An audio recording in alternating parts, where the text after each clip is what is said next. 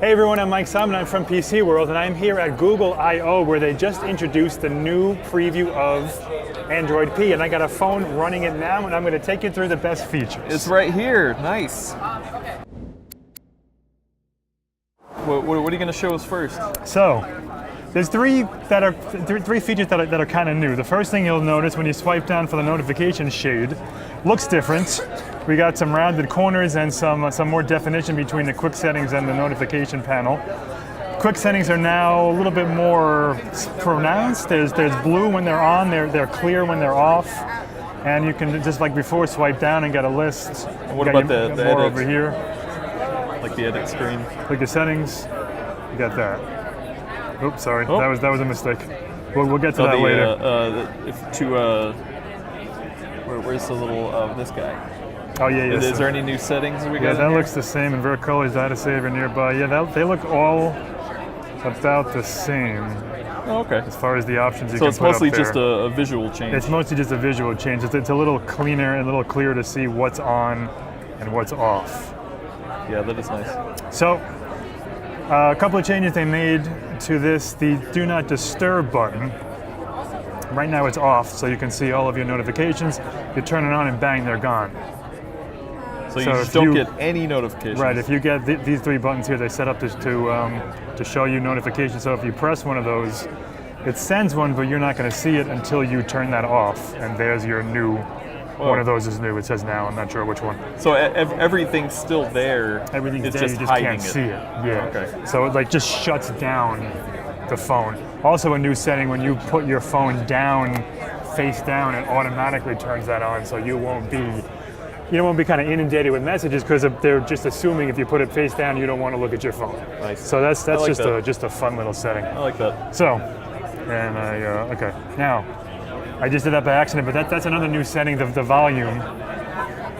You put it up and it automatically controls the media first. Oh, perfect. So you won't be lowering and raising your ringtone when you don't want to do it, and which is something that we do all the time. But what if you want to change your ringtone? There's a little setting button, click on that gear, and there you go. You still got your three options. Ring, but when you see, if you can see, media is the one that's nice. the primary one, the high level one. So 9 times out of 10, probably 9.5 times out of 10, you want to lower the volume on a video or something. So just press down, and that's what you're controlling. So that's awesome. So you can't get the 3 sliders in the notification shade anymore, huh? I don't see it. Yeah. And I don't see it here either. You got to press that. Okay. Go into the sound settings. But at least for it looks like for phone, there's at least a toggle between vibrate. Bring it up, and then there's that little toggle. Yeah. Right up here. You can click that for vibrate. Click that for no. And that's the regular ringer. Oh, okay. So also, at least you got that. There's a new little gesture. If you want to just turn on silent mode, you hold down the volume down and the power button, or power up, volume up and power, and that turns on vibrate mode. So if you have the volume on and you just want to quickly turn it off, instead of a mute switch like the iPhone has and the OnePlus has, so you just press volume up and power. I think let me just double check that. Volume down and power. Sorry. Okay. So and that will. Isn't volume down and power a screenshot? Screenshot. Yeah, hold on. Is that still? Hold it a little bit longer and you got a screenshot. Do it quick. Oh, okay. And you'll get a. Let me just try that one more time. Hold on.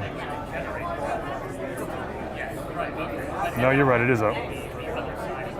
There you go. Oh, okay. Volume up. And volume down and power is still a screenshot. Nice. I see you want to keep sliding out though, or you got to get used to it. I got to get used to this because I've used it on the iPhone 10, and as I'll show you in a minute, it's quite a bit different from the way the two things function. It's still a button. Yeah. So if you use an iPhone 10, it has a home indicator. You can't press it. You have to gesture. This is still a button. If you want assistant, you hold it down. And it brings up that, and if you want to go back to the home, you press it, and it goes back to that as well. Well, it looks like it still has a contextual back button. When you need it. When you need it, yeah. So that's nice. So if you're in Chrome or something, let me get back here. Which is something you don't get on iPhone. If there is a screen to go back to, it will bring up the back button, but the recents button is off, and these are all customizable. There's a new preference pane and settings where you can turn on the the new gesture-based navigation. If you don't like it, you can go back to the old one with the recents button, the back button, and the regular circular home button. Oh, nice. So this is the new home, this new elongated home button. So if you want to get to your recent apps, there's no more recents, the square button. So you kind of just push up on it. Okay. Brings you right to your, just once, brings you right to your recent apps, which are now horizontal instead of vertical. And you just scroll through, you pick the one you want, and there you go. Huh. To get back to home, you just press the button like you did before. So now you have to do 2 swipes to get to that. To get to the rest of your apps, you do it again and you tray, get to your app drawer, One cool feature they have on this is you can select text by long pressing. So if you just want to grab a piece of text, copy it, and then move it over to here, you can. Those are actually active windows. Oh, that's pretty nice. So it's not just like a snapshot. Those are live windows where you can kind of click in there, grab some text, or search for something, or whatever you need to do, and without jumping back and forth between all these apps. What about maybe try to scroll all the way back to something that's out of RAM, maybe? Because I wonder if it has to be loaded in RAM for it to be... Yeah, it looks like it, because you can't, I don't see a way... Yeah, because if you try to actually move the screen... okay. So, well, that's the new quitting. It's the same as before, you just swipe up. Yeah. But yeah, you can't get down anywhere, so it's just kind of it's like a dynamic screenshot almost. Interesting. Yeah.